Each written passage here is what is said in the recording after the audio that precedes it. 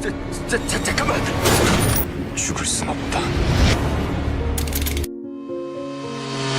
Hai guys, kali ini kita akan membahas alur sebuah film berjudul Dead Game. Film ini menceritakan seorang pria bernama Choi Jae. Dia adalah seorang pengangguran yang baru saja kehilangan semua uangnya karena penipuan. Dibebani dengan tekanan hidup yang tinggi, ia pun memutuskan untuk bunuh diri, yang mana hal itu menjadi malapetaka baginya sebab Choi Jae dihukum oleh kematian itu sendiri untuk 12 kali hidup dan menghadapi kematian kembali di tubuh yang berbeda-beda. Oke, langsung aja ke ceritanya. Cerita bermula pada 7 tahun yang lalu. Pemain utama kita bernama Choi Jae sedang dalam perjalanan untuk interview kerja di sebuah perusahaan yang terkenal bernama Taekang, yang mana ia juga merupakan seorang mahasiswa dari universitas bergengsi Kyohak. Tidak lupa ia juga disemangati oleh seorang pacar cantik bernama Lee Jisoo. Tetapi sialnya saat dalam perjalanan itu dia menyaksikan seorang bapak-bapak yang bundir menabrakkan dirinya ke mobil. Entah apa alasan bapak tersebut, tetapi ia yang menyaksikan itu berusaha menanyakan keadaannya. Namun pada saat itu juga ia mengalami trauma karena melihat darah yang begitu banyak dan menyaksikan seseorang meninggal di hadapannya. Sebab trauma itu ternyata terbayang-bayang sampai pada ketika dirinya sedang interview kerja. Jae mengalami trauma gemetar yang hebat hingga ia tak bisa mendengarkan pertanyaan HRD kepadanya, yang mana membuat dirinya gagal dalam interview kerja itu. 취업의 장벽은 더욱 높아져갔다. Kemudian perjalanan hidup Jae terus berjalan selama 7 tahun berikutnya dengan bekerja paruh waktu sambil mencari pekerjaan tetap di perusahaan besar. Menerima cacian dan hinaan karena ia juga merupakan seorang lulusan sarjana yang belum mempunyai pekerjaan tetap di saat orang lain yang seumurnya memiliki pekerjaan yang mapan. Choi Jae hanya bisa bekerja paruh waktu sambil mencari pekerjaan tetap untuk melunasi hutang semasa ia kuliah, karena ia hanya bisa berhutang agar dapat membiayai kuliah karena dia dilahirkan di keluarga yang kurang mampu. Setelah 7 tahun lamanya, yaitu tahun 2023, Choi Jae akhirnya mendapat panggilan interview kembali di perusahaan yang sebelumnya ia lamar, yaitu perusahaan Taekang. Di sana Jae dihadapkan dengan 3 orang yang menginterviewnya. Namun Jae diberikan sedikit kritik karena memiliki nilai tinggi dalam sebuah sertifikat tes bahasa Inggris, tetapi tidak memiliki pengalaman dalam pekerjaan yang berkaitan dalam bahasa Inggris sama sekali, dan malah mencantumkan pengalamannya selama ia bekerja sebagai paruh waktu. Tetapi salah satu HRD memuji Jae karena Jae mencantumkan pekerjaan paruh waktu karena ingin terlihat tekun dan pekerja keras. 자신은 헝그리 정신과 근성이 있다는 걸 말하고 싶었다. Apalagi ayahnya yang sudah meninggal sejak ia umur 5 tahun, yang mana membuat ia harus bekerja keras karena tidak memiliki lagi tulang punggung keluarga. Karena dipuji kerja kerasnya, Jae dengan senyum sumringah berpositif thinking ia akan diterima di perusahaan itu. Tapi kebahagiaannya terganggu sebab ia mendapat sebuah kabar bahwa perusahaan yang direkomendasikan oleh temannya untuk berinvestasi bernama Hyunsu, yang ternyata adalah perusahaan yang dimanipulasi penipu, yang mana temannya juga adalah komplotan dari semua itu. Kemudian Jae bergegas lari ke rumah Hyunsu, namun penipu itu tidak membukakan pintunya hingga membuat Jae frustasi. Ia berusaha membobol apartemennya, yang mana dirinya harus berurusan dengan polisi karena membuat kegaduhan dan berisik. Kemudian Jae di sana menjelaskan masalahnya dan meminta Pak Polisi untuk menangkap penipu itu. Namun Pak Polisi tidak bisa menangkapnya sebab Jae melakukan investasi untuk keuntungan, yang mana hal itu tidak bisa ditindaklanjuti karena hanya sebuah kerugian investasi. Di bagian berikutnya terlihat Choi yang frustasi menuju rumah pacarnya sambil teringat rayuan maut temannya untuk berinvestasi sambil diiming-imingi keuntungan yang bisa untuk modal nikahnya nanti dengan pacarnya. Namun sesampainya di sana ia melihat Jisoo yang diantar oleh pria lain dan diberi bunga. Kedua mata mereka pun bertemu. Jae mendatangi Jisoo, tapi Jisoo terlihat kecewa kepada Jae karena penampilannya seperti orang mabuk dan menuduh Jae minum-minum. Tetapi Jae tidak bisa berkata-kata lagi, lalu pamit pergi. Namun Jisoo yang perhatian memberi Jae amplop uang karena mengetahui dirinya yang bolos bekerja karena memiliki interview pekerjaan, sehingga Jae yang terluka harga dirinya melantur menuduh Jisoo selingkuh untuk melampiaskan emosinya, sehingga Jae pun mengajak putus kepada Jisoo karena terbebani oleh dirinya yang menganggur dan tidak berguna. Berpacaran dengan Jisoo yang merupakan dari keluarga yang kaya, 그만해요. 헤어져 줄까? 너 고생했다. Apalagi setibanya ia di rumah, Ijai diusir dari rumahnya karena menunggak bayaran hingga semua barang-barangnya dikeluarkan. Apalagi pada pagi harinya pun Ijai mendapat kabar bahwa dia gagal dalam interview bekerjanya di Taekang. Setelah mendapatkan kesialan beruntun, Ijai memutuskan untuk mengakhiri hidupnya di atap gedung sambil meninggalkan surat wasiatnya. Sesudah ia loncat dari atap gedung, tiba-tiba ia tersadar sedang berada di sebuah pesawat dan memiliki wajah yang berbeda daripada wajah aslinya. Di sana ia bertemu seorang wanita sambil membacakan wasiat Choi Jae. Kaget bahwa wanita itu mengetahui namanya. Pada saat ia melihat mata wanita itu, Choi Jae teringat kembali kejadian sesudah ia bundir. Dirinya ada di dunia lain dan bertemu pertama kali dengan wanita itu. Wanita itu adalah kematian itu sendiri, atau kita sebut saja maut. Menjelaskan bahwa dia akan dihukum karena sudah mempermainkan kematian. Kembali pada saat sekarang, Choi akan masuk ke tubuh orang yang berbeda-beda dan akan mengalami kematian di tubuh itu untuk merasakan kematian kembali. Tapi jika ia berhasil menghindari kematian itu, maka Choi Jae akan terus hidup di tubuh itu. Ijai tidak puas karena dirinya bundir, tidak ingin kembali berjuang hidup, tetapi malah disuruh berjuang hidup, yang mana maut pun menyuruh untuk memperlihatkan kepadanya bahwa Ijai tidak takut akan kematian, seperti dalam surat wasiatnya. Kemudian pada saat maut hilang, pesawat yang dinaiki Ijai mengalami turbulensi, yang mana membuatnya khawatir sebab mengira dirinya akan menghadapi kematian yang disebut oleh maut. Ia pun segera memakai pengaman, tetapi pramugari datang untuk mengingatkan tidak perlu khawatir karena ini hanya sementara. Dan sesudah turbulensi berhenti, Choi Jae pun lega dan pergi ke ruangan pribadinya. Disitulah ia melihat kemewahan yang dimiliki tubuh ini, sebab tidak lama kemudian datang sebuah kristal terbang yang menghampiri Choi Jae, di mana ia pun teringat jati diri tubuh ini bernama Park Jin Tae, berusia 30 tahun dan merupakan putra kedua dari CEO Taekang Group. Ditambah ia adalah pewaris Taekang Group juga. Dengan mengingat itu, Choi Jae pun berpikir untuk terus hidup karena semua yang ia impikan ada di dalam tubuh yang ia rasuki. Namun pada saat itu juga salah satu mesin pesawat mengalami kebakaran, yang mana membuat pesawat yang dinaikinya mengalami masalah dan terus jatuh ke bawah. Ditambah salah satu bagian pesawat yang hancur membuat para pramugari tersebut jatuh keluar. Sementara itu, Ijai berhasil duduk dan memakai sabuk pengaman. Hanya bisa duduk diam dan melihat. Beberapa saat kemudian pesawat itu pun meledak dan Choi Jae mengalami kembali kematian. Kemudian ia tersadar dirinya sudah berada di dunia lain dan bertemu kembali dengan maut. Di sana ia ditanya apa rasanya mati kembali, namun ia masih bisa mentoleransinya dan terlihat ada 11 peluru dan jam yang menunjukkan masih ada 11 kematian lagi yang harus Ijai hadapi, dan ia akan mulai masuk ke tubuh baru jika maut menembak peluru itu kepada Ijai. Lalu kristal yang terbang tersebut adalah ingatan dan kemampuan dari tubuh asli itu yang diserap oleh Ijai. 몸의 주인의 기억과 능력이 Dijelaskan bahwa pemilik asli dari tubuh itu sudah mati dan Ijai datang mengambil alih tubuh itu untuk mengulang kejadian kembali sebelum pemilik tubuh itu asli mati.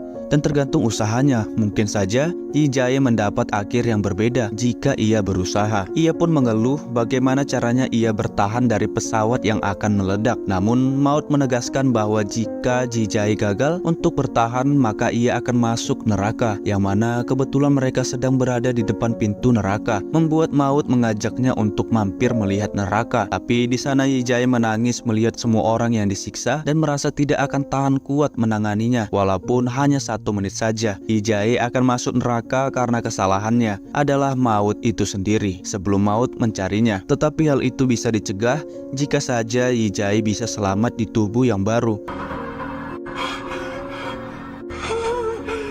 1분이라도 견딜 자신 있어? Maut pun menembak Ijai. Scene langsung berganti kepada Ijai yang sedang merasuki tubuh baru dan terjun tanpa parasut. Kemudian kristal ingatan itu pun datang kepadanya dan ia pun mengingat bahwa tubuh ini bernama Song Jae-sop yang berusia 38 tahun. Tubuh ini memiliki 4 rekor dunia karena menyukai olahraga yang ekstrim, di mana ia melakukan hal ini ditantang oleh sponsornya untuk terjun tanpa parasut dan mendarat di sebuah jaring yang akan menyelamatkan hidupnya. Hal ini juga disiarkan oleh berbagai platform media secara langsung, yang mana setelah menyerap ingatan dan kemampuan itu, Ijai menjadi percaya diri dan tidak takut lagi. Yi Jae pun dengan pedenya mencari jaring itu dan setelah menemukan jaring itu, ia pun melesat dengan kecepatan tinggi untuk mendarat di sana. Namun karena terlalu pede, sangat disayangkan, Yi Jae mengalami kematian keduanya. Setelah itu, Yi Jae kembali ke dunia lain dan masih terbayang-bayang sesakit apa kematian sebelumnya. Bahkan mengkomplain bagaimana ia bisa selamat dari ketinggian tanpa parasut. Bahkan setelah ia mendapatkan ingatan dan kemampuannya, tetap saja dia tidak berhasil. Sebab hal itu bukanlah hadiah, melainkan hukuman dari maut yang mempermainkan Yi Jae. Kemudian Yi Jae meminta maaf karena telah meremehkan kematian. Namun hal itu sudah terlambat sebab dosa Yi Jae sudah terlalu besar hingga membuat Tuhan marah. Namun dosa besar yang ia perbuat bukanlah bunuh diri, melainkan hal lain yang mana ia juga tidak tahu dosa apa yang diperbuatnya hingga membuat Tuhan marah.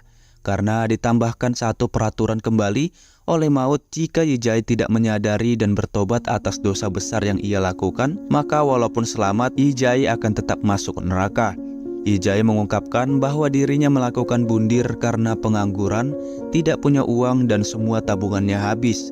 Bahkan harus merelakan orang yang ia sayangi untuk pergi, yang mana membuat dunia terasa gelap. Namun ia malah mendapat hukuman seperti ini, padahal ia tidak menyakiti siapapun. Tetapi maut mengingatkan pada Yi Jae, di balik kematian Yi Jae, apakah benar-benar tidak ada yang terluka atas kematiannya? Yang mana hal itu tidak penting bagi Yi Jae, karena semuanya sudah terlambat. Jika dia menyesalinya dan diberikan kesempatan untuk hidup lagi, Yi Jae menolak untuk hidup lagi. 이제 와서 후회하면 천국 가요? 가난한 집안에서 태어나.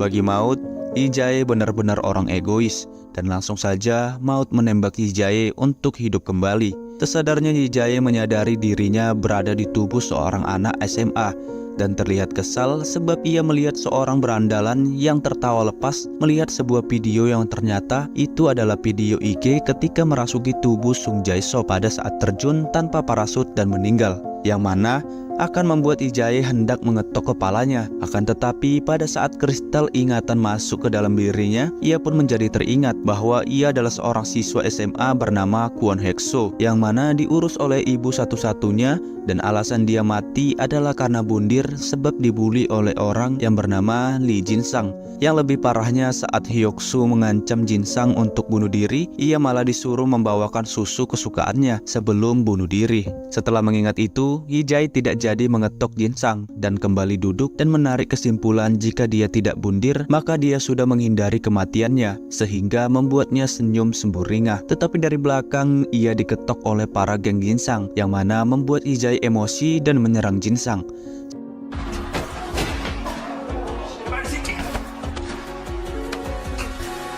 Salah satu temannya yang memiliki badan lebih tinggi darinya membuat Yi Jae tidak bisa berkutik karena perbedaan perawakan. Bahkan setelah pulang sekolah pun yang seharusnya Yi Jae bisa melawan Jin-sang, tetapi memilih diam dipukuli karena si badan tinggi. Seusai puas dipukuli, Yi Jae pulang ke rumahnya dan kembali mengingatkan kepada ibu kandungnya atas semua situasi ini. Kemudian saat ia bertemu dengan ibu Hyuk-soo pun, Yi Jae kembali menangis karena perhatian yang diberikannya, juga mengingatkan kepada ibu Yi Jae. Beberapa waktu kemudian Yi Jae pun menyusun rencana untuk keluar dari target pembulian, sebab ia merasa terganggu karena terus di SMS Jin-sang, yang mana membuat dirinya menghasut si badan tinggi dengan memprovokasi mengap dia yang lebih kuat tapi malah Jin-sang yang menjadi bosnya. Karena terlihat si badan tinggi diam saja ketika ditampar oleh Jin-sang. Karena si badan tinggi hanyalah anak SMA yang temperamental, ia pun mengungkapkan bahwa dia bisa mengalahkan Jin-sang dengan satu tangan. Tetapi ada orang yang memegang Jin-sang, yaitu para senior. Para senior itu melindungi Jin-sang hanya karena dia pernah satu perguruan taekwondo dengan senior itu. Tapi tanpa backingan, Jin-sang hanyalah seorang pengecut. Lalu Yi Jae pun memberi saran ia akan mengurus Jin-sang tanpa melibatkan si badan tinggi, dengan syarat si badan tinggi tidak boleh ikut campur ketika dia berhadapan dengan Jin-sang bagian berikutnya. Kemudian terlihat Yi yang sedang makan siang dijahili oleh Jin-sang, yang mana membuatnya emosi dan menyiram Jin-sang dengan makanannya dengan sengaja. Lalu Yi pergi dengan senang setelah menjahili Jin-sang, yang mana membuat Jin-sang memerintahkan kedua temannya untuk mengejar Yi Jae. Akan tetapi si badan tinggi memilih untuk diam dan menghabiskan makan siangnya. Melihat itu, Jin-sang pun laporan kepada dekingannya seperti anak mama, dan langsung saja para senior menghampiri Yi Jae Namun pada saat para senior datang kepada Yi-jae, ia bertingkah seperti anak cupu dan polos. Dan didukung oleh muka dan badan Yongsu, membuat senior itu kesal sebab bisa-bisanya Jin-sang dibully oleh seorang anak cupu, yang mana seharusnya Jin-sanglah yang menangani sendiri, sehingga membuat senior itu berpikir Jin-sang hanyalah seorang pecundang, memutuskan tidak jadi backingannya lagi. 이제 할 말 있으면 나랑 직접 해.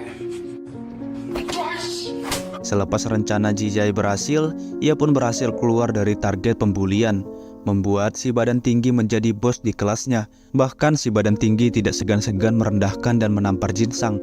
Kemudian Jin-sang mabuk karena kesal dan mendekati Yi-jae. Tapi Yi-jae menegaskan bahwa Jin-sang seperti ini adalah salahnya. Namun perlu diingatkan kembali bahwa Yi-jae melakukan ini karena diperlakukan Jin-sang, sampai-sampai Yi-jae mengatai Jin-sang bodoh, yang mana Jin-sang pun tantrum menangis karena dahulu dia dihormati oleh teman-temannya, namun sekarang disebut bodoh oleh teman-temannya, bahkan oleh Yi-jae. 알아들었을 리가 없지. 병신새. Di bagian berikutnya, saat Yi-jae hendak pulang ke rumahnya, ia malah digetok batu bata oleh Jin-sang dari belakang. Tidak hanya sekali, bahkan Yi-jae dihantam berkali-kali oleh Jin-sang, sampai dirinya kembali berada di dunia lain dan bertemu dengan maut. Dia pun merasakan kesakitan dihantam oleh batu bata dan komplain bisa-bisanya dia mati karena dia dibully balik oleh orang yang membulinya. Tetapi maut berkata, bukankah itu yang Yi-jae mau dan manusia lakukan? Yi-jae lebih mementingkan dirinya sendiri daripada luka yang diterima oleh orang lain. Ia pun kesal memarahi maut karena mungkin saja ia dibohongi dan diberi harapan palsu, sebab yang ada tubuh Yuksu selamat menghindari kematian, namun maut ikut campur karena tahu Yi-jae selamat. Mendengar itu, maut langsung melempar Yi-jae seperti sampah. Ia pun mengatakan bahwa memang menyenangkan melihat Yi-jae menderita, namun ia tidak perlu ikut campur dalam hal itu karena itu adalah pilihan yang Yi-jae buat. Ia pun mengancam jika Yi-jae tidak sopan santun lagi, ia akan membubuhkan kepala Yi-jae. Jika saja Yi-jae bundir di saat merasuki tubuh orang lain, ia akan mendapatkan rasa sakit yang lebih buruk dari neraka. Lalu selanjutnya ia akan mengalami kematian yang lebih menyakitkan. Dan Yi-jae pun meminta untuk ditempatkan di tubuh yang tidak susah untuk bertahan hidup. Lalu peluru ditembakkan. Yi-jae sadar ia sedang disekap oleh para gangster, yang mana ia ditanya sebuah pertanyaan yang ia tidak ketahui. Lalu Yi-jae pun meminta waktu karena ia belum mengingat apa yang para gangster tanyakan. Namun sesudah Yi-jae menyerap kristal ingatan dan saat-saatnya Yi-jae berhasil mentabuk dan menghantam para gangster itu.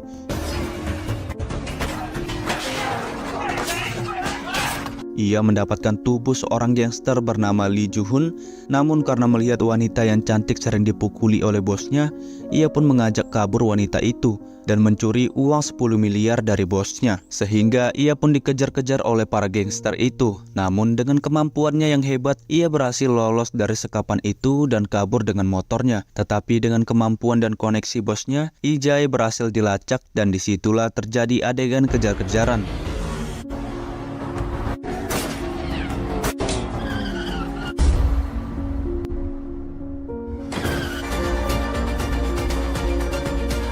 Adegan kejar-kejaran masih berlanjut. Bukannya para gangster, tetapi polisi korup juga mengejar Yi-jae. Pasalnya mereka akan diberikan 2 miliar jika saja bisa menangkap Yi-jae. Hingga pada saat Yi-jae tidak punya pilihan lain dan masuk ke mall untuk mencari jalan, dan sialnya di sana juga Yi-jae terkepung. Tetapi untungnya nampak lift terbuka dan Yi-jae pun dengan skill dewanya berhasil masuk ke lift itu dengan motornya. Namun para gangster itu rame-rame menuju atap, sedangkan Yi-jae yang ada di atap terjebak. Karena tidak memiliki jalan, ia pun terpaksa menerobos pembatas yang ada dan terjun ke bawah, sebab Yi-jae sudah mengetahui jika saja ia mati maka ia bisa hidup kembali. Karena jika ia menyerahkan diri, itu sama saja menyerahkan nyawanya. Tetapi untungnya terdapat sebuah kolam yang menjadi pendaratan Yi-jae, dan si bos gangster pun heran dengan kegilaan Yi-jae yang di tubuh Lee Jun. Pasalnya bisa-bisanya ia tidak takut untuk terjun ke sana. Bak seperti kucing yang mempunyai 9 nyawa, Yi-jae pun berhasil kabur dan senyum semburinya karena mendapat tubuh yang memiliki kemampuan untuk bertahan hidup yang tinggi. Sesampainya di sekitar lokasi penyimpanan uang, Yi-jae pun bertemu dengan wanita yang ia selamatkan.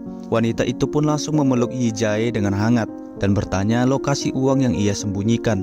Namun pada saat ia memberitahu uangnya ada di dalam perahu di sekitar situ, naasnya Yi Jae ditembak 2 kali tepat di kepalanya dan meninggal. Sesadarnya ia di dunia lain, ia pun mengoceh karena bisa-bisanya ia ditipu oleh wanita itu, kemana bahkan Maut pun tertawa melihatnya. Dirinya pun bertanya kenapa gadis itu membunuhnya, tapi Maut menyindir kebodohan Yi Jae sebab Yi Jae bundir karena uang. Jadi tidak aneh gadis itu membunuh dia karena uang.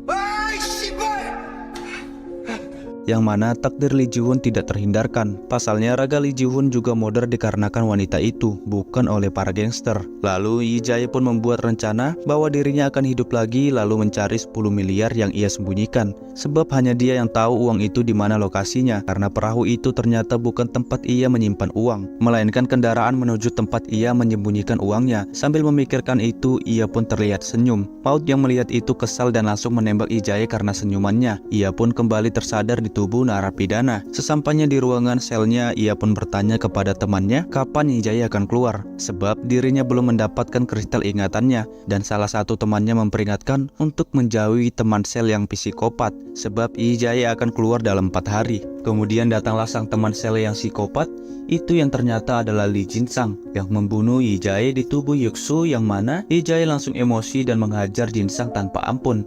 Tapi para teman sel yang lain memisahkan mereka sebab mereka takut pada Lee Jin-sang, dan Jin-sang juga mengancam akan membunuh Yi Jae, dan pada saat itu juga ingatan dan kemampuan asli diserap oleh Yi Jae.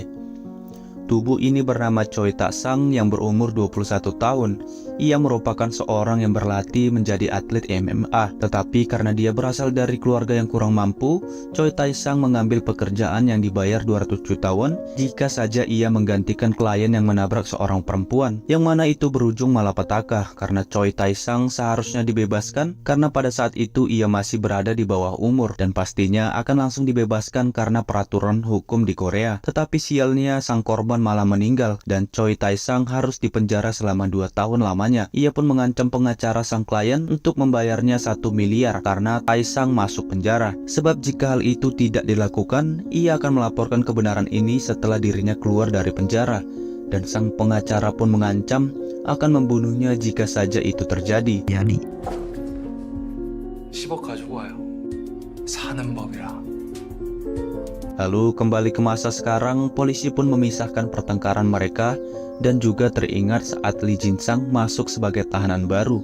Ia mengaku masuk karena memodarkan seseorang dan pura-pura sebagai psikopat agar tidak ada tahanan yang mengganggunya. Tetapi Yi Jae mengingat itu hanya bisa tertawa, yang mana membuat dirinya memerintahkan teman-temannya untuk diam dan berjaga dan tidak boleh ada yang memisahkan mereka, sebab ia akan mengajar Jin-sang. Sambil menghantam Jin-sang, ia membeberkan kebohongan Jin-sang dan masa lalunya, serta cerita asli bagaimana ia bisa masuk penjara. Jin-sang hanya bisa diam karena takut dan ditambah Yi Jae yang berada di tubuh Choi Tak-sang mengetahui Hyuksu semakin memperkuat perkataan Yi Jae dan Jin-sang tidak bisa membantahnya. Bukannya bertobat karena membunuh seseorang, Jin-sang malah menjadikan senjata untuk menakuti orang lain yang membuat Yi Jae sangat kesal. Teman sel lain yang mengetahui itu langsung saja mengkeroyok Jin-sang karena telah membohonginya. Apalagi sekarang Jin-sang menjadi bahan bulian semua teman-teman selnya.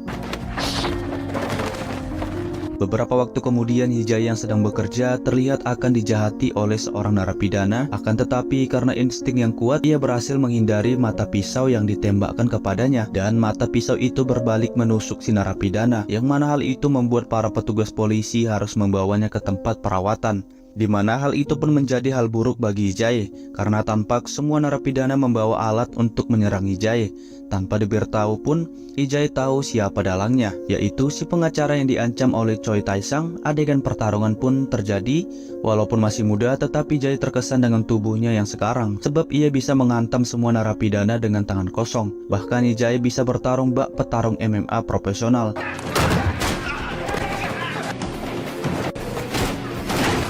Seusai ia membantai para narapidana, ia pun menasihati salah satu teman sel dekatnya untuk bertobat dan sesali perbuatannya, sebab hal itu masih belum terlambat, yang mana bagi Yi Jae mengingatkan pada dirinya sendiri atas semua perbuatannya, dan kini Yi Jae juga di lubuk hatinya menyesal. Namun hal itu sudah terlambat bagi Yi Jae, karena sekarang ia adalah orang yang sudah mati. Beberapa waktu kemudian, pada saat jam tidur, terlihat Jin-sang yang mengasah sebuah plastik agar menjadi tajam, yang mana hal itu diketahui oleh Lee-jae karena ia mengetahui pasti Jin-sang akan melakukan hal yang sama seperti di masa lalu. Lee-jae tampak sangat ingin membunuh Jin-sang, tapi ia menahan diri karena harus bebas dan mendapatkan 10 miliar yang ia sembunyikan. Lalu untuk membuat kapok Jin-sang, Lee-jae kemudian berpura-pura bisa melihat hantu Yoksu dan membeberkan kejadian memalukan yang dialami Jin-sang. 블랙맨을 보았다는데? Bahkan Jin-sang tidak merasa menyesal karena telah membunuh Yoksu hingga Lee-jae pun terus menghantam Jin-sang. Serta saat hari kebebasannya ia memberikan susu kesukaan Jin-sang dan memberitahunya bahwa Yoksu akan menghantuinya selamanya agar Jin-sang terus merasa ketakutan seumur hidupnya. Kemudian Lee-jae bertemu dengan pengacara yang menyewanya dan hendak memberi uang sekoper pada Lee-jae, namun ia menolak dan akan merahasiakan kasus ini seumur hidupnya, lalu meminta untuk tidak mengganggu hidupnya lagi. Beberapa waktu kemudian ia sampai di perahu yang ia siapkan pada kehidupan sebelumnya dan bergegas pergi ke sebuah tempat di mana ia menyembunyikan uang 10 miliar tersebut. Setelah menemukannya, Lee-jae bahagia dan senyum sumringah dan hendak beristirahat. Tetapi dalam mimpinya ia didatangi oleh ibu kandung Lee-jae yang mana membuatnya mengeluarkan air mata, dan ia pun terbangun karena ditelepon oleh ibu Choi Tae-sang agar segera pulang. Ia pun sedih karena ibu Tae-sang mengingatkannya pada ibu kandung Lee-jae sebab dirinya terlihat merindukan sang ibu juga. Sesampainya di stasiun, Lee-jae membagi dua uangnya untuk ibu Tae-sang dan sebagiannya ia menyimpannya di dalam sebuah loker yang bisa disimpan maksimal 4 hari ke depan. Namun dalam perjalanan, Lee-jae ditusuk oleh ayah dari korban yang kliennya tabrak sehingga Lee-jae pun mau tidak mau harus mengungkapkan bahwa bukan dirinya pelaku sebenarnya, melainkan orang lain. Mendengar itu, si bapak langsung ragu untuk membunuh Lee-jae dan lari karena ada suara langkah orang terdengar yang ternyata itu adalah suara langkah dari teman narapidananya. Tetapi alih-alih menolong, temannya malah menusuk Lee-jae sebab temannya dibayar ratusan juta won jika saja berhasil membunuh Lee-jae. Lee-jae pun kembali sadar di dunia lain dan merindukan ibunya. Kesal karena kalau saja dia tersadar tentang dendam ayah korban, maka mungkin dia bisa saja menghindari kematian itu. Dan Maut pun setuju akan hal itu karena Lee-jae tidak mungkin akan mengingatnya. Sebab bagi Maut, Lee-jae hanyalah orang egois yang tidak memikirkan kesedihan orang lain. Kemudian Lee-jae menyuruh Maut untuk memulai hukumannya. Tapi sebelum menembak, Maut tampak tersenyum. Yang ternyata itu karena Lee-jae dihidupkan di tubuh seorang bayi. Tampak Lee-jae dalam tubuh bayi menangis, tapi ibunya bukannya menenangkannya, ia malah ikut tantrum mendengarnya. Sampainya di rumah, ia langsung dibanting dan bahkan ia disuapi makanan kadaluarsa oleh ayahnya. Tetapi saat ia menolak untuk makan, ia malah dimarahi oleh ayahnya. Beberapa saat kemudian polisi datang karena menerima sebuah laporan tentang penganiayaan anak dari rumah sakit yang melihat ada tanda-tanda penganiayaan. Namun orang tua itu berakting dan menyangkal hal tersebut sebab ia juga meyakinkan polisi dengan menunjukkan kartun anak yang menyatakan dirinya bekerja di lembaga perlindungan anak, yang membuat polisi itu percaya dan pergi. Lee-jae yang menyadari itu hanya bisa menangis dan malah membuat jengkel orang tuanya hingga ibu dajalnya malah membanting Lee-jae dan membekam Lee-jae hingga tewas.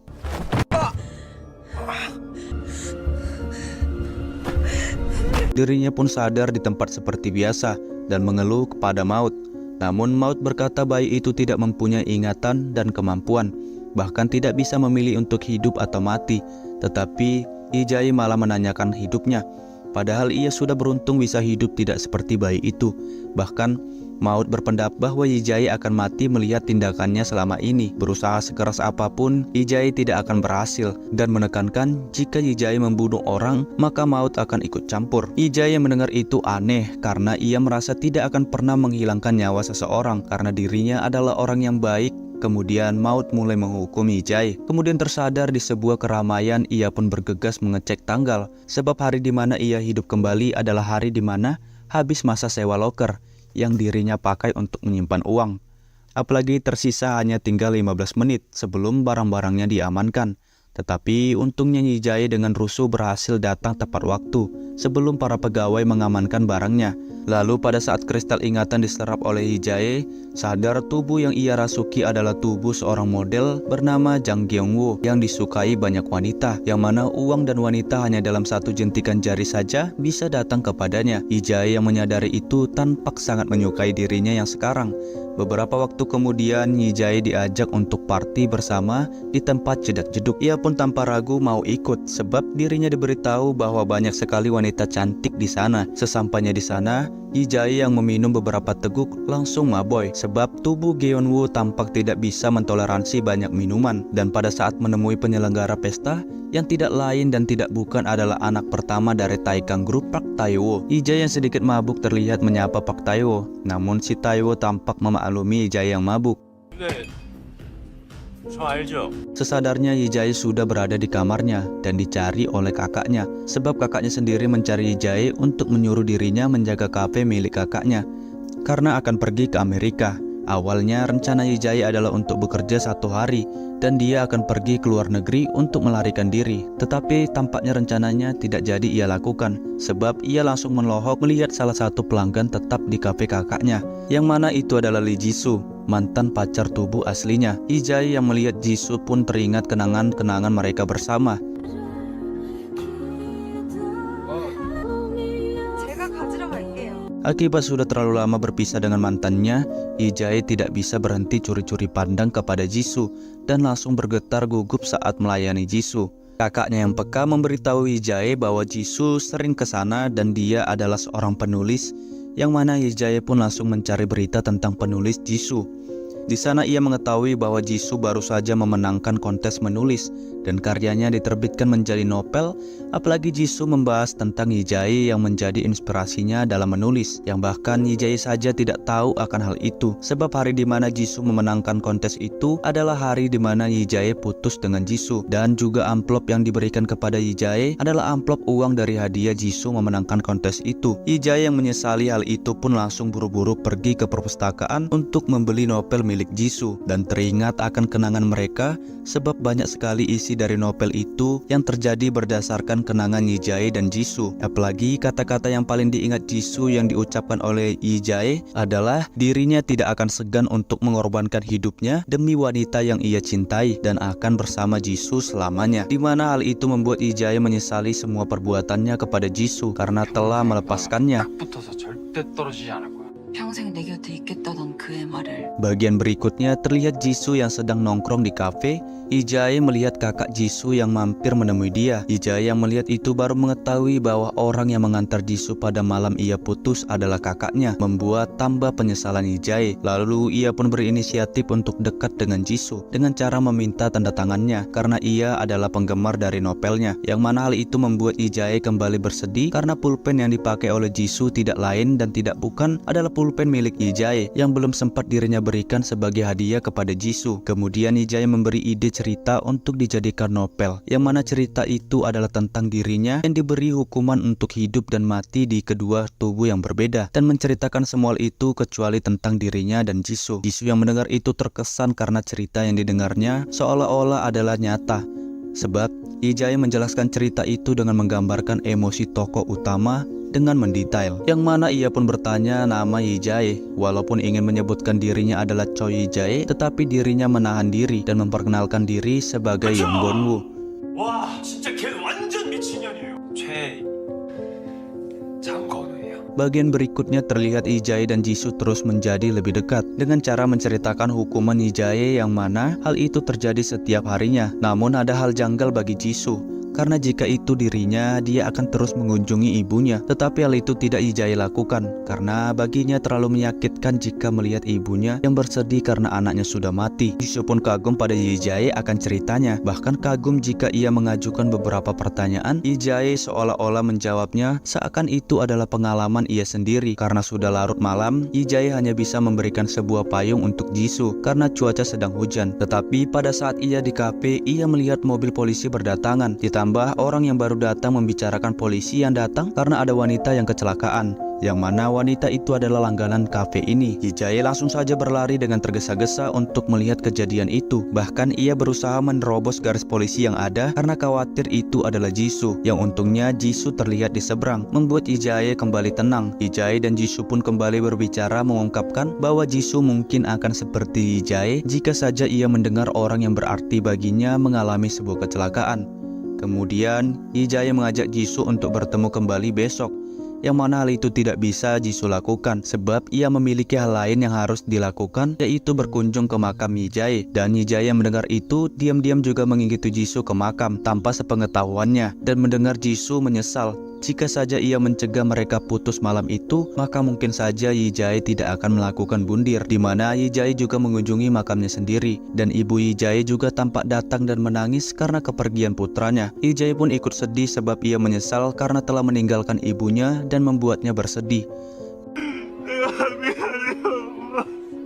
Lalu Yi-jae berinisiatif untuk memberi ibunya uang dengan berpura-pura menjadi kenalan putranya agar bisa setidaknya membahagiakan ibunya walaupun sedikit. Cerita berlanjut saat Yi-jae mengalami mimpi buruk di mana dirinya mati tertimpa sebuah benda, di mana peristiwa itu terasa nyata baginya. Esoknya ketika Yi-jae bekerja di kafe seperti biasa, ia berbagi ceritanya kepada Jisoo dan memutuskan untuk mengantarkannya pulang. Jisoo pun setuju dengan tawaran Yi-jae. Selama perjalanan pulang, Jisoo berharap agar cerita Yi-jae berakhir dengan happy ending. Ia merasa kasihan terhadap tokoh utamanya yang harus hidup dalam ketakutan karena kematian. Yi-jae pun memberitahu Jisoo bahwa mungkin hari itu adalah hari terakhirnya hidup. Dia pun mengakui memiliki pacar selama 7 tahun namun tidak bisa menunjukkan yang terbaik kepadanya. Namun pacarnya dengan percaya diri membanggakan dirinya. 여기요. 제 남자친구예요. Dan Yi-jae menyampaikan permintaan maaf dan berhenti bersedih kepada pacarnya karena dia tahu sudah terlambat baginya untuk meminta maaf sebab dia sudah mati. 오해해서 정말 미안하다고. Selain itu, Yi-jae mengungkapkan bahwa nama aslinya sebelum kematian pertama adalah Choi Yi-jae. K-J예요. 그게 무슨... Namun nasib berkata lain tidak mempersatukan mereka. Ketika Yi-jae dan Jisoo berbicara, mereka ditabrak oleh mobil dengan sengaja. Pelakunya adalah putra pertama dari Taekang Group, yaitu Park Tae-woo. Yi-jae yang masih setengah sadar mengingat bahwa dalam tubuh Song Jae-sop, Choi Tae-sang, Lee Joo-hun, dan Park Ji-tae, Tae-woo merupakan pihak yang bertanggung jawab atas kejadian yang mengakibatkan kematiannya. Yi-jae yang tersadar di dunia lain mengamuk dan memutuskan untuk membalas dendam pada Tae-woo. Lalu ia menodongkan senjata yang biasa ditembakkan pada dirinya kepada maut karena merasa dipermainkan. 넌 이게 재밌지? 이해하겠습니다. Scene berpindah memperlihatkan dua orang pria yang merekam dan menyiksa seorang pria yang ternyata seorang psikopat yang banyak membunuh orang. Namun di saat mereka menyiksa pria itu, dari belakang ada pria misterius yang menyerang dan menyelamatkan pria itu.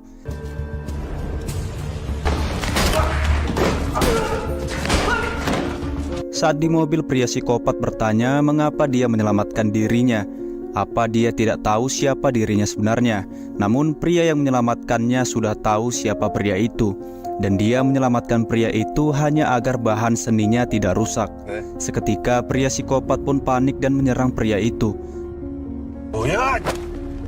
Namun dia seketika langsung pingsan. Saat terbangun dia sudah diikat di meja besi. Jadi ternyata pria misterius itu adalah pelukis psikopat. Dia melukis menggunakan darah manusia.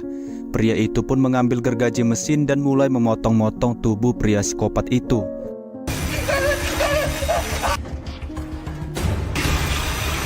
Kembali ke Yi-jae yang menodongkan pistol kepada maut dan kemudian menembak maut. Setelah maut tertembak, Yi-jae menembak dirinya agar segera bisa membalas dendam dengan Tae-woo. Namun pistol itu kehabisan peluru dan kemudian maut tiba-tiba muncul dan mengatakan Yi-jae bodoh. Ia bilang air tidak bisa basah, api tidak bisa terbakar, dan maut tidak bisa mati. Yi-jae pun sadar dan terdiam. Kemudian Yi-jae marah dan menyalahkan maut atas tewasnya Jisoo. Yi-jae marah kenapa seorang dewa sekejam ini. Kemudian maut tertawa dan berkata dia bukan dewa. Dia hanya menjelma dengan wujud manusia untuk berkomunikasi dengan manusia. Kemudian maut merubah wujudnya. Saat Yi Jae bertanya apa itu wujud aslinya, kemudian maut berubah jadi Jisoo. 이제야. Yi Jae sempat tergoda mengira itu Jisoo asli, namun ia tersadar. Kemudian maut mengatakan kematian Jisoo memang sudah takdirnya dan bukan perbuatannya. Kemudian bertanya apakah Yi Jae siap ke tahap selanjutnya. Dengan penuh dendam, Yi Jae menjawab siap. Namun maut juga mengingatkan jangan membunuh karena ia akan ikut campur. Namun Yi Jae malah menantang maut. Kemudian peluru ditembakkan. Saat tersadar, ternyata Yi Jae masuk ke tubuh pelukis psikopat. Ia juga kaget tangannya penuh darah. Saat ia menelusuri ruangan, ia sangat kaget dengan ruangan yang penuh darah. Kemudian bola kristal muncul dari ember darah. Jadi, tubuh ini bernama Jeong Gyo-cheol, berusia 34 tahun. Sejak kecil ia memiliki bakat melukis. Namun sampai usia remaja, lukisannya kurang dihargai. Sampai di suatu saat ada wanita yang bunuh diri di hadapan Gyo-cheol. Namun anehnya, dia malah menemukan inspirasi dari korban itu. Dia mulai melukis wanita itu, dan anehnya lukisannya malah mendapat banyak pujian dan sangat diminati. Karena itulah dia mulai menculik orang dan membunuh mereka untuk karyanya. Menyadari ingatan tubuh ini, Yi Jae terkejut dan muntah-muntah. Saat melihat boneka tali, ia langsung teringat dengan perkataan Taiwo yang mengatakan tubuh Jisoo seperti boneka tali. Yi Jae pun marah dan berniat balas dendam. Ia mulai mendatangi TKP kecelakaan mereka. Saat ia tertabrak, Yi Jae sempat melihat asisten Taiwo melempar memori dan juga pulpen Jisoo ke dalam selokan. Kemudian dia membuka selokan itu dan mengambil pulpen juga memori itu. Sementara di kantor, Taiwo terkenal ramah dan baik. Namun saat itu dia menghadiri seminar tentang pimpinan psikopat. Yi Jae yang terkenal bos yang baik, ia pun dicoba mengikuti tes singkat itu. Beruntung ia tak termaksud sebagai psikopat. Di saat yang bersamaan, Yi Jae mendatangi kantor Taiwo. Di sana ia menonton TV di mana Taiwo dipuji karena bos yang baik dan ramah. Namun saat itu tiba-tiba hidungnya mimisan dan ia pun pingsan. Saat di rumah sakit, ternyata tubuh Gyo-cheol terkena kanker stadium akhir dan hidupnya hanya tinggal 1 bulan lagi. Namun dengan bangga Yi Jae mengatakan kalau itu sudah lebih dari cukup. Saat keluar rumah sakit, Yi Jae berencana mencari rumah Taiwo. Namun asistennya tiba-tiba menelepon dan mengatakan lukisannya ada yang mau membeli. Yi Jae sempat melarangnya. Namun saat tahu yang membeli adalah Taiwo, dia pun bergegas menemuinya. Saat bertemu di galeri, Yi Jae bersalaman dengan Taiwo. Taiwo kemudian meminta dijelaskan makna lukisan di hadapannya. Yi Jae dengan sikap dingin menjelaskan kalau lukisan itu dibuat dengan menghubungkan darah 5 orang. Taiwo bertanya apakah darah asli. Yi Jae menjawab ya, kemudian mengatakan kematian mereka terhubung dengan tangan dewa. Taiwo bertanya apakah tangan dewa itu dirimu. Dengan dingin Yi Jae menjawab ya. Kemudian Yi Jae mengatakan kalau dia tahu kalau Taiwo akan paham dengan karyanya karena mereka mirip dan saling terhubung. Taiwo kemudian bertanya orang seperti apa mereka berdua. Yi Jae mengatakan dia juga membunuh sama seperti Taiwo. Mendengar itu, Taiwo terkejut juga terdiam. Namun Yi Jae mengatakan kalau dia hanya bercanda. Namun ekspresi Taiwo sedikit marah dan tersinggung. Ia juga mengatakan lelucon itu tidak pantas diucapkan. Saat Taiwo asik memandangi lukisan, Yi Jae berniat membunuh Taiwo. Namun seketika ia teringat dengan peringatan maut yang melarangnya membunuh. Kemudian asisten Taiwo datang karena Taiwo dipanggil pimpinan. Taiwo juga menyayangkan karena lukisannya tak dijual. Namun saat Taiwo pergi, Yi Jae mengatakan kalau ia menjual lukisannya dengan Taiwo, asalkan dia yang mengantarkan ke rumah Taiwo. Yi Jae juga akan mengundang Taiwo datang ke studionya untuk melukis di hadapannya. Ternyata Taiwo dipanggil untuk menghadiri ibadah kematian adiknya. Di sana Taiwo marah karena semua orang masih saja menangisi kematian adiknya. Dan alasan Taiwo membunuh adiknya bukan hanya karena urusan ahli waris saja, namun karena adiknya tahu aib masa kecilnya yang ingin membunuh anak pembantunya, dan ayahnya juga sudah mengetahuinya. Ia yang kesal tambah kesal sebab seminar psikopat yang ia hadiri tadi ternyata perbuatan ayahnya. Kemudian Taiwo meminum narkobanya dan pergi dari sana. Di jalan ada dua detektif yang melihat Taiwo balap di jalan. Detektif muda itu pun mengejarnya walau sudah dilarang seniornya karena itu tugas polisi lalu lintas. Mereka terus saling kejar sampai terhenti karena ada jembatan putus. Detektif muda itu langsung menegur Taiwo dan menilangnya. Namun saat melihat Taiwo kesulitan memasukkan identitasnya ke dompet, ia pun memaksa Taiwo untuk keluar. Taiwo yang kesal menanyakan nama detektif itu. Jadi namanya adalah Woo Ji-hun. Ternyata Taiwo menelpon pimpinan Ji-hun. Rekan seniornya ternyata mengetahui siapa Taiwo. Namun akhirnya Ji-hun dimarahi pimpinannya dan disuruh minta maaf. Ji-hun pun meminta maaf pada Taiwo. Namun Taiwo yang tak terima malah memukuli Ji-hun. Dan saat rekannya hendak membantu, dia disuruh tidak ikut campur kalau tidak mau karirnya hancur. Setelah puas memukuli Ji-hun, Taiwo pun pergi. Saat di gerbang rumahnya, ia dicegat sama Yi-jae. Dengan sengaja Yi-jae menaikkan sepatunya di logo mobil Taiwo untuk membersihkan sepatunya. Taiwo sempat melarangnya, namun Yi-jae justru menaikkan sepatu satunya lagi. Taiwo yang kesal langsung memukul Yi-jae dan menyuruhnya pergi. Namun saat akan pergi dia malah diludahi. Mereka pun berkelahi, namun dengan tubuh Gyo Cheol, Yi-jae dengan mudah melawan Taiwo. Taiwo yang terdesak mengambil senjatanya dan menembak Yi-jae. Yi-jae pun tersungkur. Namun dia ternyata masih sadar dan berlari ke mobil Taiwo kemudian menyerangnya. Akhirnya Taiwo berhasil dikalahkan. Ternyata Yi-jae membawa Taiwo ke rumah Gyo Cheol. Ia berniat membunuhnya di sana. Namun saat itu tiba-tiba ia pingsan. Saat sadar ia justru sudah terikat di atas meja. Di sana Taiwo berniat membunuh Yi-jae seperti yang Gyo Cheol lakukan pada 15 korbannya. Taiwo juga menceritakan tentang pembunuhannya. Jadi pembunuhan pertama Taiwo adalah ketidaksengajaannya, yaitu korban tabrakan di scene awal saat Yi-jae mau interview kerja. Melihat korban yang memohon pertolongan pada Taiwo, dia merasakan seakan-akan dia adalah dewa dan getarannya sangat terasa. Namun setelah itu berapa banyak pun orang yang ia tabrak, ia tak pernah merasakan getaran yang sama seperti pembunuhan pertamanya. Namun saat mendengar cerita pembunuhan Gyo Cheol di mobil, dia sangat gemetaran dan merasa kenapa dia tak pernah kepikiran melakukannya. Kemudian Taiwo mengambil gergaji mesin dan mulai memutilasi Yi-jae.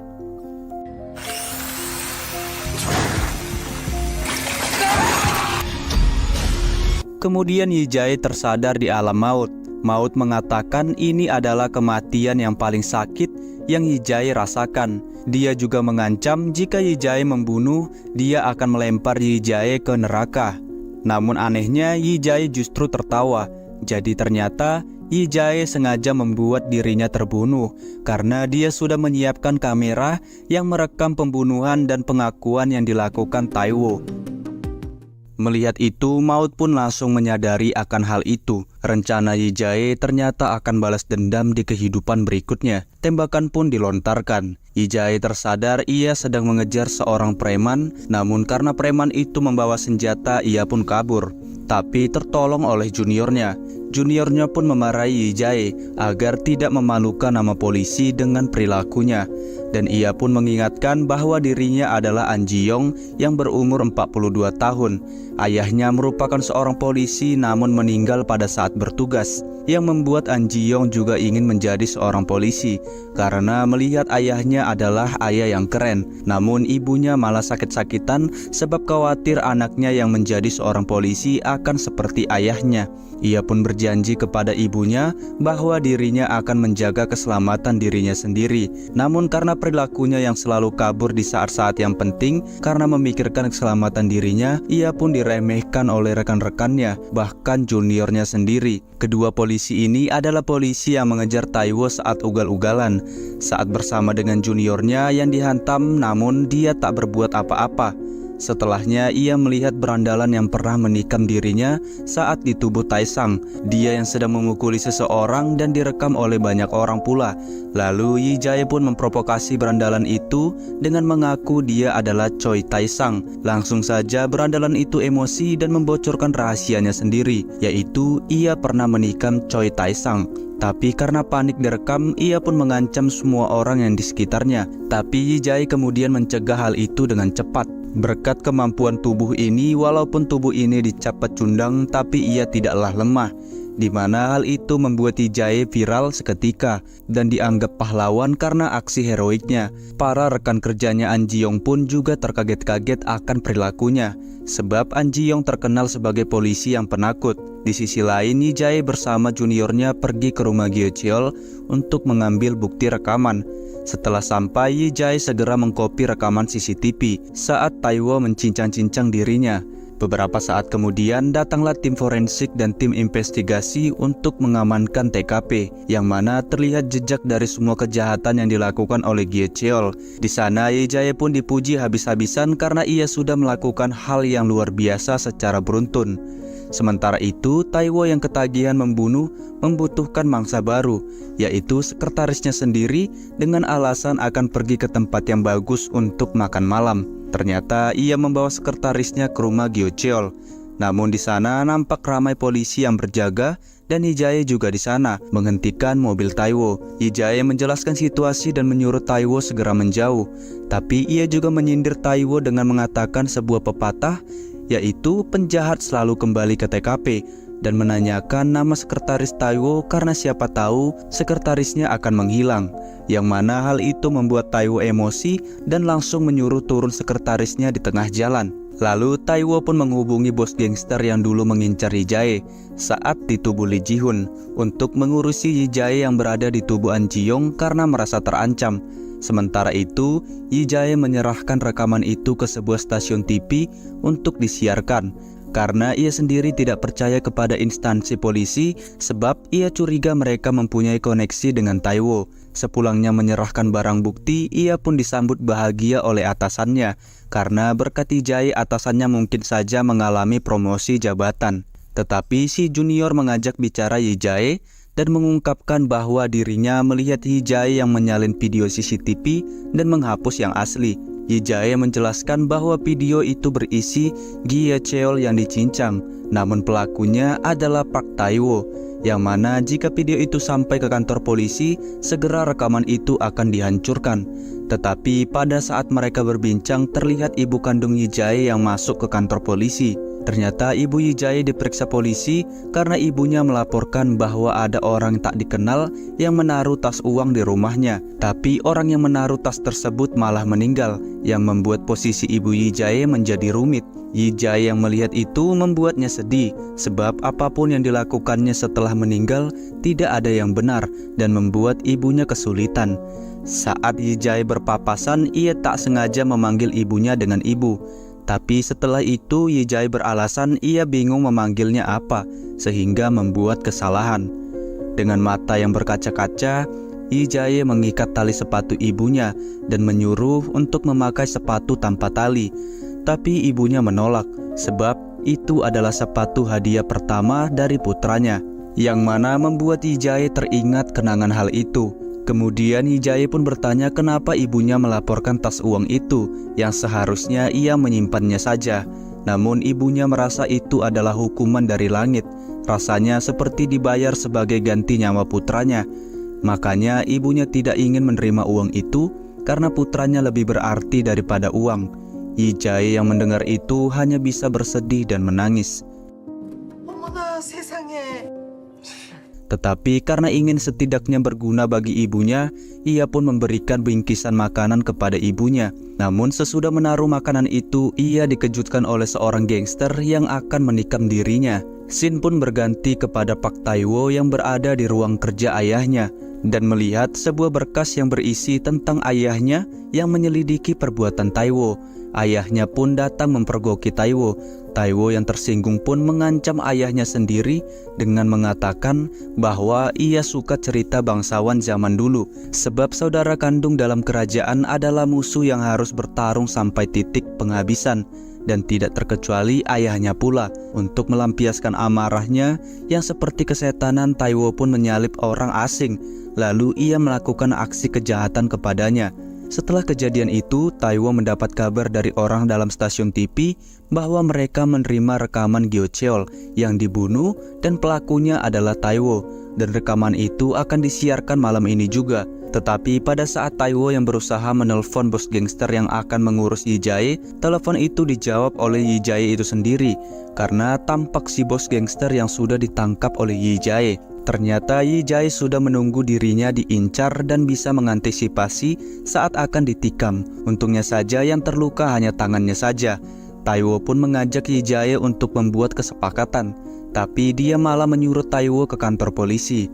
Yang kemudian Taiwo pun menggunakan seluruh koleganya dan menemui Yi Jae di ruangan polisi korup yang memiliki jabatan tinggi agar bisa bernegosiasi dengan Yi Jae.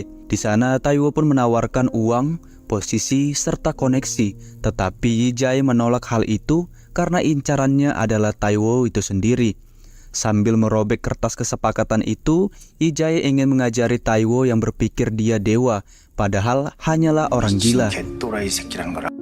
Setelah perbincangan usai, Pak Taiwo ternyata memiliki rencana lain. Para polisi yang satu kantor dengan Yi Jae serentak mendapatkan pesan. Sang junior yang mendapatkan pesan juga tampak mendekati Yi Jae untuk menonton berita penangkapan Pak Taiwo.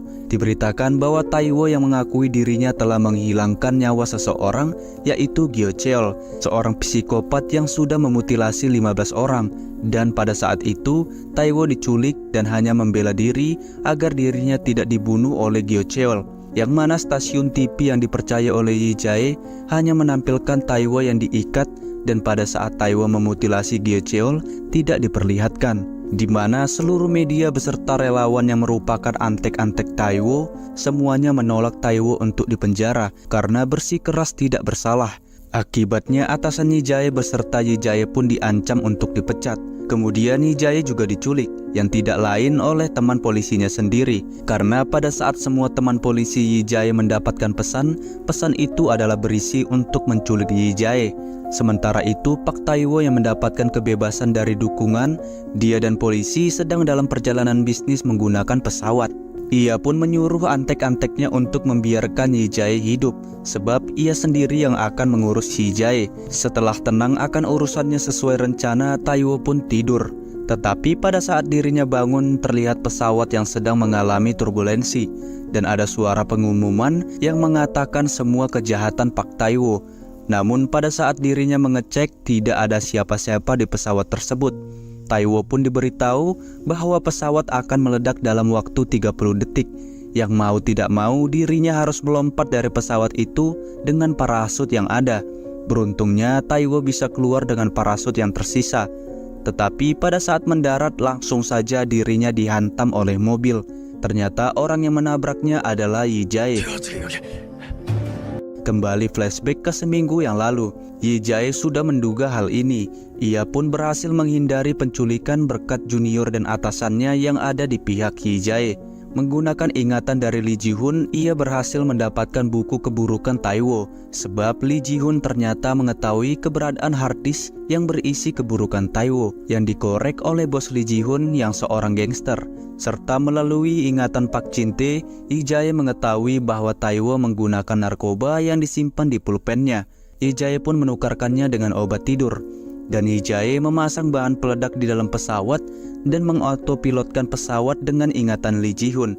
Lalu ia berhasil terjun bebas berkat pengalaman dan ingatan dari Seong Jae-sop yang merupakan pecinta olahraga ekstrim. Melalui bukti dari harddisk itu, akhirnya media TV mau menyiarkan hal itu. Dan berkat itu, para petinggi polisi juga ditangkap karena menerima suap dari Taiwo. Yi Jae pun kesal dan membalas perbuatan Taiwo setimpal dengan yang ia terima, hingga dirinya pun terasa menjelma dari semua orang yang pernah Taiwo hilangkan nyawanya. Di saat Yi Jae membekam Taiwo, datanglah maut untuk campur tangan dalam urusan ini. Namun Yi Jae tak peduli dan melanjutkan perbuatannya. Tetapi perlakuannya terhenti saat dirinya melihat pulpen hadiah kepada Jisoo yang terjatuh, sehingga membuat dirinya pun mengurungkan niatnya itu. Namun Taiwo yang dibiarkan malah melunjak dan mau menikam Yi Jae.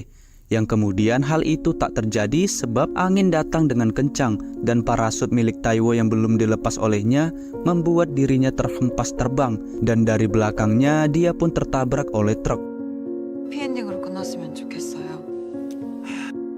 Akibat dari kecelakaan itu, Pak Taiwo mengalami koma dan kehilangan kakinya dan ayahnya Taiwo pun mundur dari jabatannya akibat kelakuan anaknya. Setelah semua pembalasan dendamnya, Yi-jae pun hanya bisa meratapi kesedihannya di depan pemakaman Jisoo. Lalu Yi-jae menjalani hidup sebagai seorang polisi dan mulai terbiasa dengan pekerjaan itu, yang mana dirinya juga mulai dihormati oleh rekan-rekannya karena An Ji-yong yang dulu adalah seorang pengecut, namun setelah Yi-jae mengambil alih tidak lagi menjadi seperti itu. Hingga suatu ketika saat Yi-jae sedang menjalankan tugasnya, tampak juniornya yang terluka akibat dari perkelahian, sehingga ia pun dilarikan ke rumah sakit, yang mana istri dan anak juniornya pun datang karena khawatir. Yi-jae yang melihat itu pun sedih dan berandai-andai jika saja dirinya tidak bunuh diri, mungkinkah kehidupannya akan bahagia seperti juniornya, di mana membuat penyesalan Yi-jae semakin mendalam. Scene berganti, Yi-jae dan juniornya sedang mengejar bandar narkoba, tapi sang bandar terlihat mengeluarkan senjata api. Yi-jae dan juniornya pun hanya bisa terdiam karena tidak membawa senjata apapun. Karena si bandar itu mulai menembak junior dan dirinya, Yi-jae pun nekat untuk menyelamatkan juniornya dengan menyerang si bandar. Yi-jae yang tertembak terus-menerus pun tidak punya pilihan lain selain menerjunkan dirinya bersama dengan si bandar. Sesadarnya Yi-jae pun kembali ke alam maut. Ia pun beralasan walau sudah dilarang bunuh diri, tapi ia melakukannya karena menyelamatkan juniornya. Yang mana hal itu juga membuat Yi-jae merasa bangga melakukan hal itu. Maut yang mendengar itu hanya bisa tersenyum dan mengirim kembali lagi Yi-jae.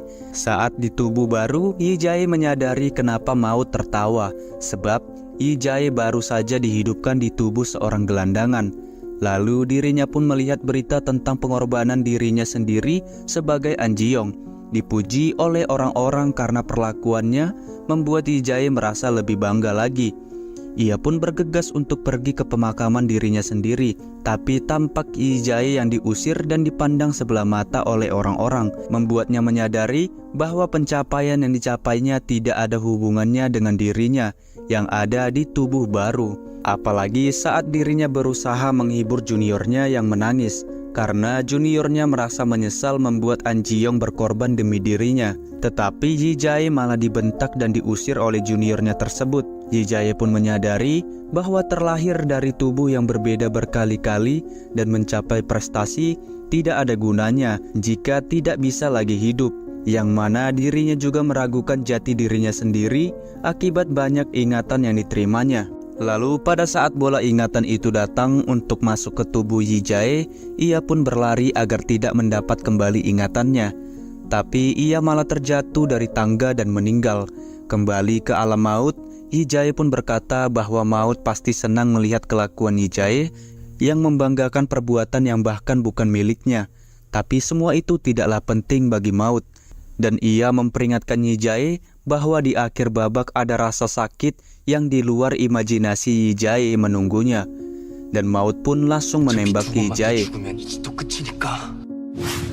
Yi-jae tersadar di sebuah tubuh yang memiliki pekerjaan kantoran serta istri dan anak yang menunggunya di rumah, yang mana hal ini merupakan keluarga idaman Yi-jae.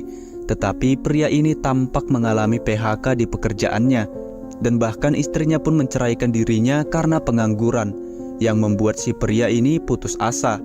Ia yang tak memiliki tujuan lain pun berencana untuk mengakhiri hukuman dari Maut dengan cepat. Ia pun berencana bundir dan menabrakkan dirinya, yang ternyata Yi-jae hidup kembali ke 7 tahun yang lalu pada saat Yi-jae juga masih hidup, dan tubuh yang dirasukinya adalah bapak-bapak bunuh diri yang kita lihat di episode pertama. Yi-jae pun menyadari semua hukuman ini tidak akan terjadi jika Yi-jae yang masuk ke tubuh ini tidak bunuh diri. Karena di kejadian inilah Yi-jae mengalami trauma dimulai, dan Taiwo yang menjadi psikopat juga dimulai di sini. Maut pun hanya bisa tersenyum dan mengolok perbuatan Yi-jae.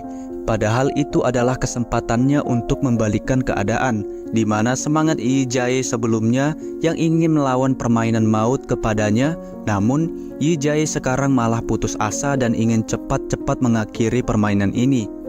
Yi Jae kemudian menegaskan pada akhirnya dia akan ke neraka dan kematian adalah cara untuk mengakhiri penderitaan. Ia juga akan segera mengakhiri dengan cepat ke tubuh siapapun yang ia masuki. Tetapi maut meremehkan Yi Jae karena Yi Jae pasti tidak akan melakukannya pada saat peluru ditembakkan. Hukuman terakhirnya pun dimulai. Yi Jae pun tersadar bahwa ia sedang di rumahnya dan tubuh yang ia masuki tidak lain adalah tubuh ibunya sendiri. Lalu bola ingatan pun masuk ke dalam dirinya. Yi Jae kemudian teringat atas pedih, sedih, susah, senang perjuangan ibunya dalam membesarkan Yi Jae. Apalagi pada saat melihat tubuh Yi Jae sesudah bunuh diri, Yi Jae merasakan sendiri kesedihan ibunya. Ia pun mengingat perkataannya kepada maut bahwa bunuh dirinya tidak menyakiti siapapun. Tapi ternyata ibunya Yi Jae adalah orang yang tersakiti atas perbuatan Yi Jae. Ia pun menyadari apa kesalahannya selama ini yang maut katakan, bahwa kematian yang paling menyakitkan bukanlah saat dicincang maupun terbakar hidup-hidup, melainkan menyaksikan orang yang dicintainya meninggal, yang mana hal ini terjadi kepada ibunya sendiri. Sejak saat itu pun, Yi Jae terus melanjutkan hidupnya sebagai ibunya sendiri, merasakan kesusahan harus bekerja padahal tubuhnya yang sudah rentan, dan melihat buku tabungan ibunya yang disiapkan untuk Yi Jae untuk membangun rumah. Makin menyesallah Yi Jae terhadap ibunya, apalagi ibunya selalu menyalahkan dirinya sendiri atas kematian Yi Jae karena tidak bisa membuat putranya bahagia. Yi Jae kemudian teringat ibunya ingin pergi ke sebuah gunung tempat ibunya dan ayahnya sering pergi. Lalu ia pun pergi ke gunung itu untuk mewujudkan keinginan ibunya. Sepulangnya karena larut malam, Yi Jae yang sudah kelelahan pun terpeleset ke sebuah jurang. Walau tubuh yang rentan dan rapuh ini, Yi Jae tidak rela tubuh ibunya meninggal seperti ini. Dirinya pun memaksakan diri merangkak untuk selamat. Sesadarnya Yi Jae ada di sebuah rumah sakit. Dirinya pun menyadari keputusasaan yang ibunya rasakan melihat Yi Jae meninggal. Sebab Yi Jae berusaha sekuat mungkin agar tubuh ibunya tidak meninggal karena terbayang akan hal itu. 32 tahun berlalu, Yi Jae sudah hidup di tubuh ibunya selama itu. Ia pun teringat perkataan Jisoo kepada Jung Geun-woo yang dirasuki Yi Jae, bahwa ia tidak akan benar-benar hidup jika tidak menjadi diri sendiri dan juga hidup dalam ketakutan. Namun, Yi Jae mengakui dirinya pecundang karena hidup akan ketakutan. Takut akan kepada dunia yang tidak mengakuinya, takut akan tertinggal dari rekan-rekannya, dan juga takut akan ditolak, yang mana membuat dirinya bunuh diri karena ketakutannya sendiri, sebelum bisa merasakan makna dari kehidupan. Sambil mengingat hal itu dan menyadarinya, ia pun meninggal di tubuh ibunya. Setelah sadar, ia mengakui merindukan maut karena butuh waktu yang lama untuk Yi Jae sampai ke sini. Yi Jae mengungkapkan bahwa dirinya selalu memikirkan apa yang akan dikatakan olehnya kepada maut saat bertemu nanti. Yang mana Yi Jae mencapai kesimpulan, ia pun mencoba memohon kepada maut untuk menembaknya sekali lagi, untuk mengulang hidupnya sebagai dirinya sekali lagi. Walau sudah tahu kesempatan untuknya sudah habis, Yi Jae ingin hidup kembali sebagai Choi Yi Jae. Melihat Yi Jae yang terus-menerus menangis, membuat maut mengatakan bahwa Yi Jae sudah menang dari permainan yang maut buat, karena sudah menghindari kematian dan selamat, serta sudah menerima hukuman penuh darinya, dan yang tinggal tersisa adalah penghakiman Tuhan. Namun sebelum itu terjadi, maut akan memberikan Yi Jae satu peluru lagi. Yi Jae kemudian menembakkannya dan memulai kembali kehidupannya.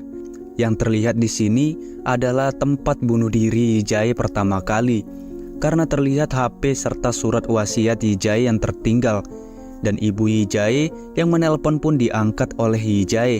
Yang bisa disimpulkan, Yi Jae sudah mendapat kesempatan keduanya kembali untuk hidup di tubuh aslinya.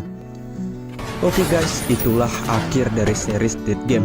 Tadinya saya mengira Dead Game ini hanya mengambil latar belakang tingginya angka bunuh diri di Korea. Namun di akhir film, ternyata makna dari film ini ingin menyampaikan kepada kita untuk jangan mudah menyerah. Karena ada orang-orang yang sangat menyayangi kita dan menjaga kita. Tapi kita sering melupakan itu karena sudah terbiasa mendapatkan itu dan menganggap itu tak berguna. Jadi itu aja guys, makasih udah klik video ini. Mohon bantuannya untuk subscribe channel ini. Dan sampai jumpa di video selanjutnya.